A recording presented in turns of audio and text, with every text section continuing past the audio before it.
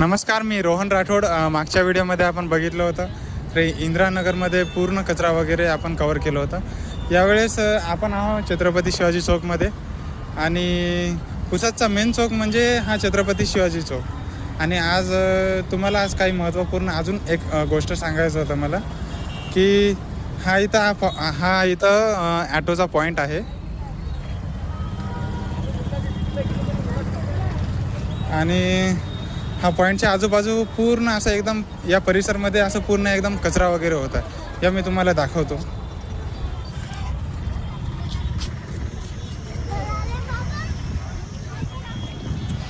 हा या परिसरमध्ये असं पूर्ण कचरा वगैरे होता, पूर्ण घाणेरडा होता.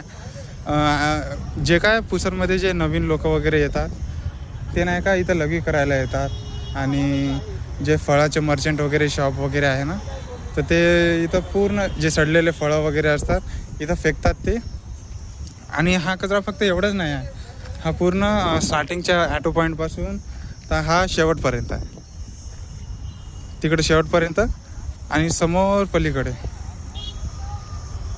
तर इथं हा नाही का पॉईंट, हा ॲटो पॉईंट खूप मोठा आहे. तर यांचे एक मोठे अध्यक्ष आहे, तर त्यांचं काय ओपिनियन आहे याच्याबद्दल आपण विचारू त्यांना.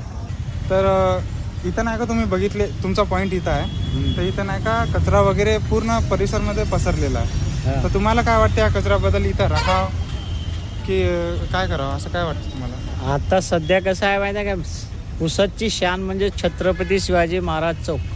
हां, पुसदचा मेन पॉईंट आहे आणि मेन पॉईंटवरच जर कचरा दिसत असेल तर आपल्याला एक लज्जास्पद बाब आहे.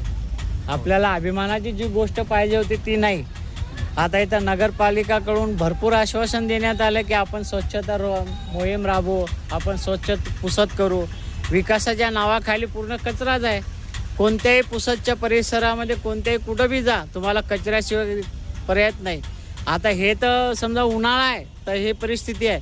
तुम्ही जर पावसाळ्यामध्ये इथं येसाल ना, तर एवढी घाण, हे जे आजूबाजूचे फ्रूटवाले आणि ते कोंबडीवाले राहतात ना, ते सर्व इथं मटेरियल आणून टाकते. एवढा घाणेरडा वास आणि एवढा विचित्र परिस्थिती इथं निर्माण होते की आम्ही राहावं की नाही राहावं हे आपल्यालाच वाटते.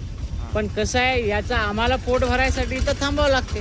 पोट भरणं आहे म्हणून आम्ही इथं थांबतो.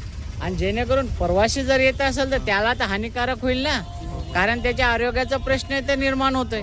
तुम्ही परिस्थिती पाहाल तर इथं एवढे घाणेरडा वास आणि एवढा कचरा टाकलेला राहते, तर प्रवासी कशी थांबणार आहे? आम्हाला तर एक मजबुरी आहे. इथं पुन्हा एक शिवाजी शाळा आहे, लहान लहान लेकरं आहे. इथं एक शाळा आहे, एवढे म्हणजे खूप लहान लहान मुलं राहते.